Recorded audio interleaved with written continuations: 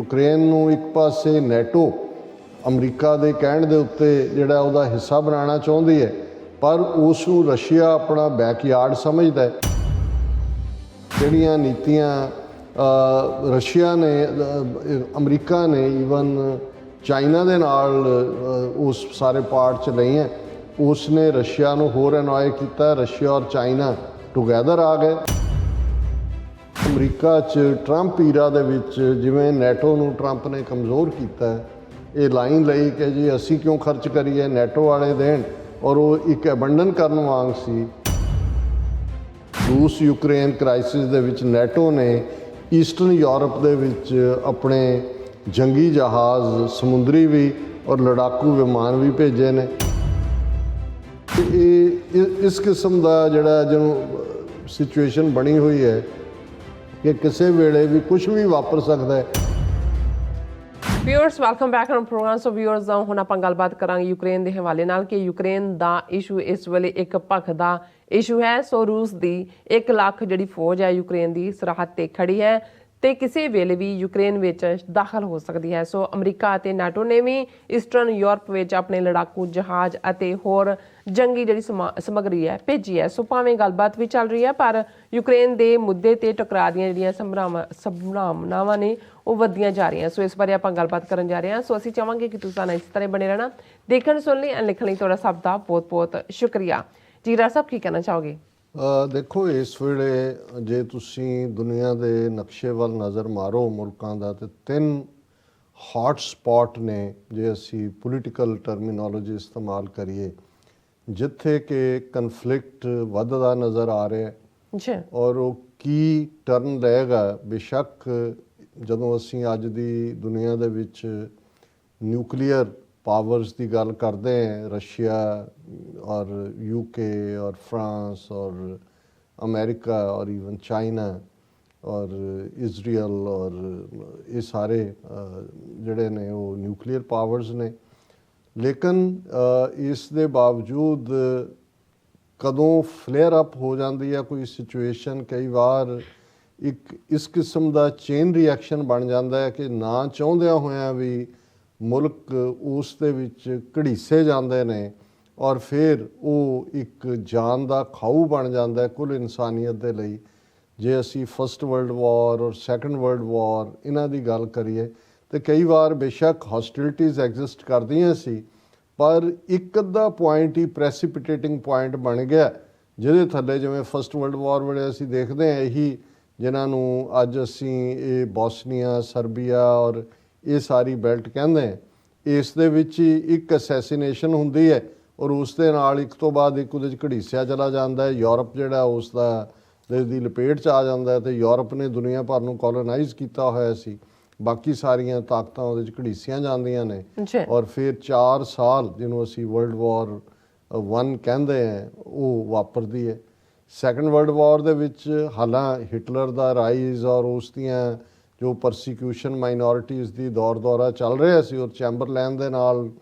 ਚੈਂਬਰਲੇਨ ਨਾਲ ਸਮਝੌਤਾ ਕਰਕੇ ਹਿਟਲਰ ਇਹ ਸਮਝਦਾ ਸੀ ਕਿ ਵੀ ਉਹਨੇ ਕੰਟੇਨ ਕਰ ਲਿਆ, ਪਰ ਜਿਉਂ ਹੀ ਜਿਹੜਾ ਜਰਮਨ ਪੋਲੈਂਡ ਦੇ ਵਿੱਚ ਔਰ ਦੂਸਰੇ 'ਚ ਆਪਣੀ ਐਡਵਾਂਸਮੈਂਟ ਕਰਦਾ, ਔਰ ਸ਼ੁਰੂ ਦੀ ਜਿਹੜੀ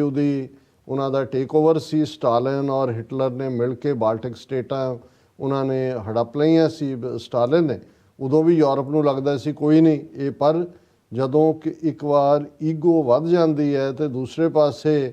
ਇੱਕ ਦਾ ਥੋੜ੍ਹਾ ਜਿਹਾ ਵੀ ਸਰੈਂਡਰ ਦੂਸਰੇ ਨੂੰ ਇਹ ਲੱਗਦਾ ਹੈ ਕਮਜ਼ੋਰੀ, ਤੇ ਉਦੋਂ ਫਿਰ ਉਹ ਵੱਧਦਾ ਜਾਂਦਾ। ਔਰ ਨਤੀਜਾ ਸੈਕੰਡ ਵਰਲਡ ਵਾਰ ਦੇ ਵਿੱਚ ਅਸੀਂ ਦੇਖਿਆ ਫਿਰ ਕੀ ਹੋਇਆ, ਕਰੋੜਾਂ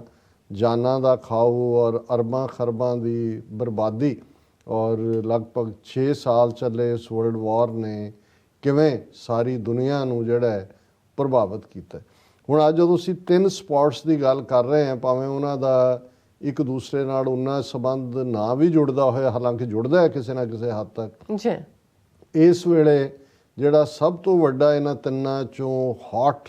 ਫਲੈਸ਼ ਪੁਆਇੰਟ ਹੈ, ਜਿਹੜਾ ਕਿਸੇ ਵੇਲੇ ਵੀ ਯੂਰਪ ਨੂੰ ਔਰ ਫਿਰ ਅਮਰੀਕਾ ਨੂੰ ਔਰ ਫਿਰ ਰੈਸਟ ਆਫ ਦਾ ਵਰਲਡ ਨੂੰ ਜੰਗ ਦੇ ਵਿੱਚ ਧੱਕ ਸਕਦਾ ਹੈ। ਜੇ ਇਹ ਕਹਿਣਾ ਹੋਏ, ਦਹਾਨਾ ਲਫ਼ਜ਼ ਇਸਤੇਮਾਲ ਹੁੰਦਾ ਮੂੰਹ ਦੇ ਲਈ ਕਿ ਜੰਗ ਦੇ ਦਹਾਨੇ 'ਚ ਖੜੇ ਨੇ, ਉਹ ਯੂਕਰੇਨ ਹੈ। ਔਰ ਅਸੀਂ ਅਕਸਰ ਜਿਹੜਾ ਕਈ ਹਫ਼ਤੇ ਪਹਿਲਾਂ ਜਦੋਂ ਇਹ ਆਇਆ ਕਿ ਰਸ਼ੀਆ ਨੇ ਆਪਣੀ ਜਿਹੜੀ ਹੈ ਉਹ 1 ਲੱਖ ਫੌਜ ਲਿਆ ਕੇ ਯੂਕਰੇਨ ਦੇ ਬਾਰਡਰ ਤੇ ਖੜੀ ਕਰ ਦਿੱਤੀ ਹੈ। ਉਸ ਤੋਂ ਪਹਿਲਾਂ ਜਿਹੜੀਆਂ ਪਾਬੰਦੀਆਂ ਇਕਨੋਮਿਕਲ ਸੈਂਕਸ਼ਨਸ ਰਸ਼ੀਆ ਦੇ ਉੱਤੇ ਲੱਗੀਆਂ ਨੇ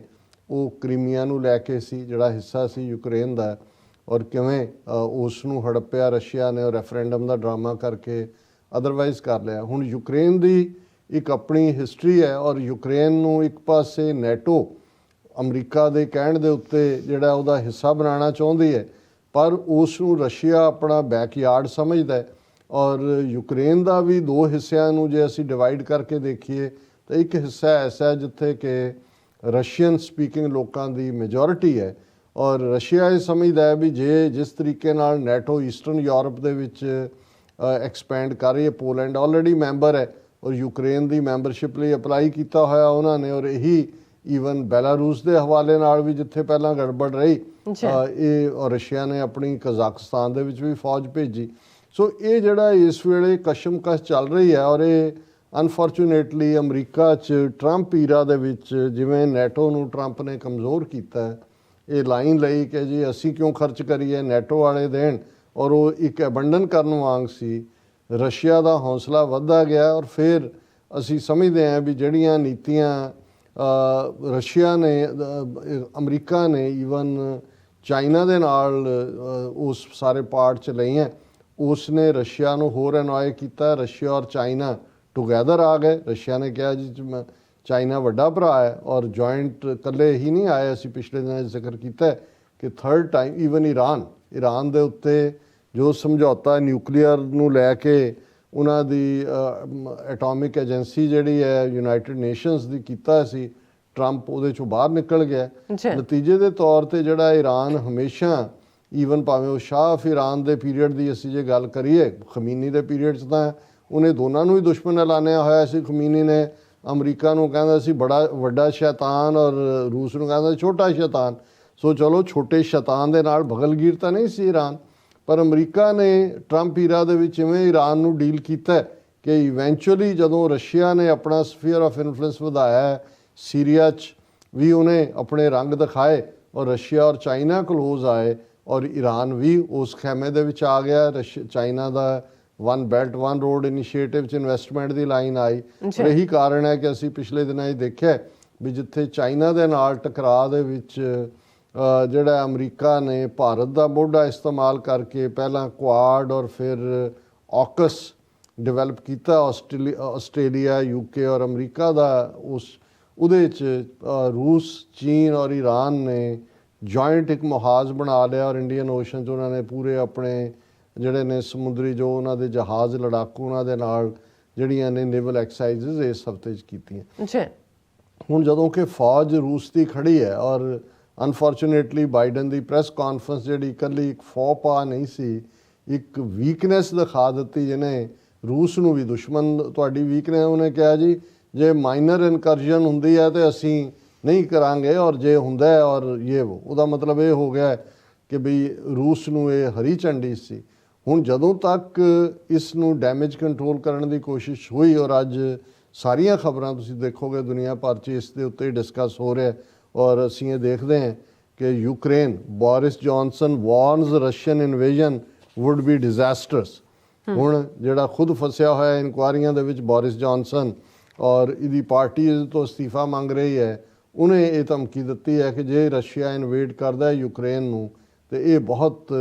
ਤਬਾਹੀ ਦਾ ਹੋਏਗਾ। ਔਰ ਫਿਰ ਅਸੀਂ ਇਹ ਦੇਖਦੇ ਹਾਂ ਕਿ ਰੂਸ ਯੂਕਰੇਨ ਕ੍ਰਾਈਸਿਸ ਦੇ ਵਿੱਚ ਨੈਟੋ ਨੇ ਈਸਟਰਨ ਯੂਰਪ ਦੇ ਵਿੱਚ ਆਪਣੇ ਜੰਗੀ ਜਹਾਜ਼ ਸਮੁੰਦਰੀ ਵੀ ਔਰ ਲੜਾਕੂ ਵਿਮਾਨ ਵੀ ਭੇਜੇ ਨੇ। ਫਿਰ ਅਸੀਂ ਦੇਖਦੇ ਹਾਂ Ukraine US troops on high alert over standoff ਔਰ 8500 combat ready US troops are on high alert to deploy at short notice amid rising tensions over Ukraine, Pentagon said. ਅੱਜ ਪੈਂਟਾਗਨ ਨੇ ਕਿਹਾ ਕਿ ਜੀ ਇਹਨੇ 8500 ਅਸੀਂ ਪੂਰੇ ਟਰੂਪ ਰੈਡੀ ਰੱਖੇ ਨੇ ਔਰ ਪ੍ਰੈਜ਼ੀਡੈਂਟ ਬਾਈਡਨ ਨੇ ਜੋ ਉਹਨੇ ਕੀਤਾ ਉਹਦਾ ਜ਼ਿਕਰ ਹੈ। ਔਰ Pentagon said no decision had yet been made on whether to deploy troops। Ready ਨੇ, ਕੰਬੈਟ ਰੈਡੀ, ਡਿਪਲੋਏ ਕਰਨੇ ਨੇ ਕਿ ਨਹੀਂ ਕਰਨੇ ਇਹ ਬਾਅਦ 'ਚ ਦੇਖਾਂ। It wood only happen if the NATO military alliance decide to activate a rapid reaction force or if other situations develop around the Russian troop build-up, said Pentagon Press Secretary John Kirby. There are no plans to deploy to Ukraine itself. कि अजे ये क्योंकि देखो defeat उदों ही ਹੁੰਦੀ है ਜਦੋਂ ਤੁਸੀਂ ਡਿਸਾਈਡ ਹੀ ਨਹੀਂ ਕਰ ਪਾਉਂਦੇ ਕਿ ਕੀ ਹੋ ਰਿਹਾ ਜੀ ਔਰ ਇਸ ਸਾਰੇ ਦੇ ਚੱਲਦੇ ਆ ਹੁਣ ਨੈਟੋ ਦਾ ਹਾਲ ਕੀ ਹੈ ਕਿ ਜਰਮਨ ਦਾ ਜਿਹੜਾ ਨੇਵੀ ਚੀਫ ਹੈ ਉਹ ਇੰਡੀਆ ਦੇ ਦੌਰੇ ਤੇ ਗਿਆ ਹੋਇਆ ਸੀ ਹੁਣ ਜਰਮਨ ਇਸ ਵੇਲੇ ਵੱਡਾ ਪਲੇਅਰ ਹੈ ਨੈਟੋ 'ਚ ਉੱਥੇ ਜਾ ਕੇ ਉਹਨੇ ਇੱਕ ਇੰਟਰਵਿਊ ਦਿੱਤਾ ਹੈ ਉਹਦੇ 'ਚ ਉਹਨੇ ਕਿਹਾ ਕਿ ਵੀ ਇਹ ਜਿਹੜਾ ਐਵੇਂ ਤੁਸੀਂ ਰਸ਼ੀਆ ਨੂੰ ਘੇਰ ਰਹੇ ਹੋ Russian president Vladimir Putin deserves respect and that Crimea will never come back to Ukraine ਕਿ ਯੂਕਰੇਨ ਭੁੱਲ ਜਾਏ ਵੀ ਕਦੇ ਕ੍ਰੀਮੀਆ ਆਏਗਾ ਐਵੇਂ ਉਹਨੂੰ ਪੁਤਿਨ ਨੂੰ ਨਾ ਰਸ਼ੀਆ ਨੂੰ ਕਰੋ ਤਾਂ ਰਿਸਪੈਕਟ ਚਾਹੁੰਦਾ ਹੁਣ ਇਹ ਆਪਣੇ ਆਪ 'ਚ ਇੰਨੀ ਵੱਡੀ ਹੈ ਬਾਈਡਨ ਦੇ ਸਟੇਟਮੈਂਟ ਤੋਂ ਵੀ ਬਦਤਰ ਸੀ ਨਤੀਜਾ German navy chief quits over Ukraine remarks at Delhi event ਉਹ ਵੀ ਰੋਏਗੀ ਉਹਦੀ ਘਰ ਵਾਲੀ ਵੀ ਸਾਰੀ ਉਮਰ ਕਿਹੜੀ ਦਿੱਲੀ 'ਚ ਜਾ ਕੇ ਇਹ ਸਾਡੇ ਨੂੰ ਕੀ ਖਵਾਤਾ ਉਹਨੇ ਵੀ ਕੀ ਬੋਲ ਆਇਆ ਆਪਣੇ ਅਹੁਦੇ ਤੋਂ ਜਾਣਾ ਪਿਆ ਪਰ ਇਹ ਸ਼ੋਅ ਕਰਦਾ ਹੈ ਵੀ ਨੈਟੋ ਦੇ ਵਿੱਚ ਔਰ ਜਰਮਨ ਦਾ ਨੇਵੀ ਚੀਫ ਕਿਉਂਕਿ ਲੜਾਈਆਂ ਬਹੁਤ ਸਾਰੀਆਂ ਤੋਂ ਪਾਣੀ ਨਾਲ ਜੁੜੀਆਂ ਹੋਈਆਂ ਕਿ ਨੇਵੀ ਚੀਫ ਜਿਹੜਾ ਹੈ ਉਹ ਉਹਨੂੰ ਕਹਿੰਦਾ ਹੈਗਾ ਵੀ ਇਹ ਕ੍ਰੀਮੀਆ ਨਹੀਂ ਮਿਲਣਾ ਮੁਲਣਾ ਉਹ ਭੁੱਲ ਜਾਓ ਔਰ ਪੁਤਿਨ ਨੂੰ ਰਿਸਪੈਕਟ ਦਿਓ ਸੋ ਲੜਨਾ ਕਿਨੇ ਅਮਰੀਕਾ ਦੇ ਅਸੀਂ ਬਾਈਡਨ ਦੀ ਗੱਲ ਕੀਤੀ ਔਰ ਐਨ ਇੱਕ ਪਾਸੇ ਇਹ ਇਸ ਕਿਸਮ ਦਾ ਜਿਹੜਾ ਜਿਹਨੂੰ ਸਿਚੁਏਸ਼ਨ ਬਣੀ ਹੋਈ ਹੈ ਕਿ ਕਿਸੇ ਵੇਲੇ ਵੀ ਕੁਝ ਵੀ ਵਾਪਰ ਸਕਦਾ ਹੈ ਹੁਣ ਦੂਸਰਾ ਸਪੌਟ ਅਸੀਂ ਤਾਈਵਾਨ ਚਲੇ ਜਾਂਦੇ ਹੁਣ ਜੇ ਇਧਰ ਰਸ਼ੀਆ ਨੇ ਐਨਗੇਜ ਕੀਤਾ ਅਮਰੀਕਾ ਨੈਟੋ ਨੂੰ ਚੀਨ ਨੂੰ ਵੀ ਲੱਗਦਾ ਵੀ ਇਹ ਜਿਹੜਾ ਤਾਈਵਾਨ ਹੈ ਇਹਨੂੰ ਇਹ ਜਿਹੜਾ ਭੁੜਕ ਕੇ ਰਸ਼ੀਆ ਦੇ ਖੈਮੇ 'ਚ ਜਾਂਦਾ ਹੈ China sends 39 war planes towards Taiwan largest in new year the formation Sunday night included 24 J-16 fighter jets and 10 J-10 jets among other support aircraft and electronic warfare aircraft ਵੀ ਚੀਨ ਨੇ ਤਾਈਵਾਨ ਦੇ ਉਹਦੇ ਜਿਹੜਾ ਅਸਮਾਨਾਂ ਦੇ ਉੱਤੇ 39 ਵਾਰ ਪਲੇਨ ਭੇਜ ਦਿੱਤੇ ਨੇ ਔਰ ਇਹ ਜਿਹੜਾ ਉਹਨਾਂ ਨੇ ਉਹਨੂੰ ਇਹ ਦੱਸਿਆ ਹੈ ਤਾਂ ਇੰਟੀਮੀਡੇਟਿੰਗ ਟੈਕਟਿਕ ਹੈ ਲੇਕਿਨ ਇਹ ਵੀ ਪੋਸੀਬਲ ਹੈ ਕਿ ਜਿਉਂ ਹੀ ਇੱਧਰ ਕੋਈ ਮੁਹਾਜ਼ ਖੁੱਲੇ ਜਾਂ ਕੋਈ ਹੋਏ ਰਸ਼ੀਆ ਦੇ ਖਿਲਾਫ ਚਾਈਨਾ ਜਿਹੜਾ ਉਹ ਤਾਈਵਾਨ ਦਾ ਕੰਮ ਕਰਦੇ ਔਰ ਥਰਡਲੀ ਜਿਹਦਾ ਅਸੀਂ ਅੱਗੇ ਨੋਟਿਸ ਨਹੀਂ ਲਿਆ ਪਰ ਇਹ ਇੱਕ ਵੱਡੀ ਡਿਵੈਲਪਮੈਂਟ ਹੈ ਕਿ ਕਿਵੇਂ ਯਮਨ ਦੇ ਵਿੱਚ ਜਿਹੜੀ ਸਿਵਲ ਵਾਰ ਹੈ ਉਹ ਇਸ ਹੱਦ ਤੱਕ ਸਪਿਲ ਓਵਰ ਉਹਦਾ ਹੋਇਆ ਕਿ ਪਹਿਲਾਂ ਜਿਹੜਾ ਉਹਨਾਂ ਨੇ UAE ਦੇ ਵਿੱਚ ਆਬੂ ਧਾਬੀ ਇੱਕ ਉਹਨਾਂ ਨੇ ਮਿਸਾਈਲ ਦਾਗੀ ਡਰੋਨ ਜਿਹਦੇ 'ਚ 3 ਬੰਦੇ ਮਾਰੇ ਗਏ ਸੀ ਇੱਕ ਪਾਕਿਸਤਾਨੀ ਔਰ 2 ਪੰਜਾਬੀ ਔਰ ਅਨਫੋਰਚੂਨੇਟਲੀ ਦੋਨੋਂ ਹੀ ਸਿੱਖ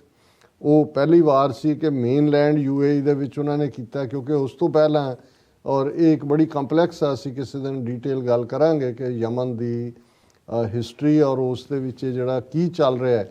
ਕਿਉਂਕਿ ਉੱਥੇ ਵੀ ਜਿਹੜਾ ਸ਼ੀਆ ਮਾਈਨੋਰਿਟੀ ਹੈ ਜਿਹੜੀ ਜਿਨ੍ਹਾਂ ਦੇ ਨਾਲ ਉੱਥੇ ਸਿਵਲ ਵਾਰ ਚੱਲ ਰਹੀ ਹੈ ਔਰ ਸਾਊਦੀ ਅਰੇਬੀਆ ਔਰ UAE ਇੱਕ ਪਾਸੇ ਨੇ ਔਰ UAE ਨੇ ਭਾਵੇਂ ਉੱਥੇ ਫੌਜ ਨਹੀਂ ਭੇਜੀ ਹੋਈ ਸਾਊਦੀ ਅਰੇਬੀਆ ਤਾਂ ਡਾਇਰੈਕਟ ਬੰਬਾਰਡ ਕਰਦਾ ਔਰ ਮਾਰਦਾ ਉਹਨਾਂ ਨੂੰ ਲੇਕਿਨ UAE ਦੀ ਜਿਹੜੀ ਟੈਕਟੀਕਲ ਸਪੋਰਟ ਵੀ ਉੱਥੇ ਸੀ ਉੱਥੋਂ ਦੇ ਜਿਹੜੇ ਗੁਰਿਲਿਆਂ ਨੇ ਜਿਹੜੇ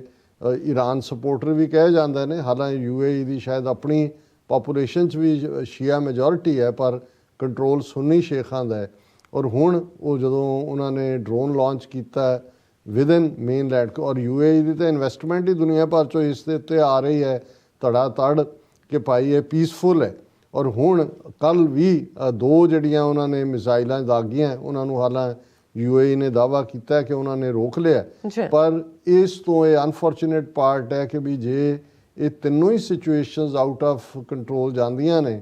ਤੇ ਫਿਰ ਜੇ UAE ਜਾਂ Yemen Saudi Arabia Middle East ਵੀ ਡਰੈਗ ਹੁੰਦਾ ਹੈ ਯੂਰਪ ਦੇ ਵਿੱਚ ਯੂਕਰੇਨ ਹੈ ਔਰ ਸਾਡੇ ਖਿੱਤੇ 'ਚ ਸਾਊਥ ਏਸ਼ੀਆ ਦੇ ਵਿੱਚ ਜੇ ਤਾਈਵਾਨ ਇਸ਼ੂ ਬਣਦਾ ਔਰ ਜਿਵੇਂ ਚੀਨ ਨੇ ਇੰਡੀਆ ਨੂੰ ਵੀ ਸਬਕ ਸਿਖਾਉਣਾ ਸ਼ੁਰੂ ਕੀਤਾ ਹੋਇਆ ਅਰੁਣਾਚਲ ਦਾ ਇੱਕ ਨੌਜਵਾਨ ਜਿਹਨੂੰ ਉਹ ਲੈ ਗਏ ਸੀ ਚੁੱਕ ਕੇ ਇਹਨਾਂ ਨੇ ਜਦੋਂ ਤਰਲੇ ਕੀਤੇ ਆ ਤਾਂ ਹੁਣ ਉਹ PLO ਵਾਲੇ ਵਾਪਸ ਕਰ ਰਹੇ ਨੇ ਉਹਨਾਂ ਨੂੰ ਉਹਨਾਂ ਦੀ ਜਿਹੜੀ ਹੈ ਲਿਬਰੇਸ਼ਨ ਆਰਮੀ PLA ਸੋ ਇਸ ਵੇਲੇ ਅਨਫੋਰਚੂਨੇਟਲੀ ਦੁਨੀਆ ਦੇ ਵਿੱਚ ਇਹ ਤਿੰਨੋਂ ਹੀ ਮੁਕਾਮਾਂ ਦੇ ਉੱਤੇ ਕਸ਼ੀਦਗੀ ਵਾਲਾ ਮਾਹੌਲ ਹੈ ਔਰ ਹੋਪਫੁਲੀ ਅਸੀਂ ਤਾਂ ਇਹ ਦੁਆਈ ਕਰ ਸਕਦੇ ਹਾਂ ਅਰਦਾਸ ਕਰ ਸਕਦੇ ਹਾਂ ਕਿ ਭਾਈ ਇਹ ਟਕਰਾਅ ਨਾ ਹੋਏ ਨਹੀਂ ਤਾਂ ਤਬਾਹੀ ਭਾਵੇਂ ਕਿਸੇ ਪਾਸੇ ਹੋਏ, ਬਿਲਕੁਲ ਅਲਟੀਮੇਟਲੀ ਸਾਰੀ ਦੁਨੀਆ ਉਸ ਤੋਂ ਪ੍ਰਭਾਵਿਤ ਹੋਈ। ਬਿਲਕੁਲ ਡਾਕਟਰ ਸਾਹਿਬ ਤੁਹਾਡਾ ਬਹੁਤ ਬਹੁਤ ਸ਼ੁਕਰੀਆ। ਸੋ ਇੱਥੇ ਲੈਣੇ ਬ੍ਰੇਕ। ਵਿਊਅਰਸ ਤੁਸੀਂ ਇਸੇ ਤਰ੍ਹਾਂ ਹੀ ਬਣੇ ਰਹਿਣਾ। ਮਿਲਦੇ ਹਾਂ ਆਫਟਰ ਦਿਸ ਸ਼ਾਰਟ ਬ੍ਰੇਕ।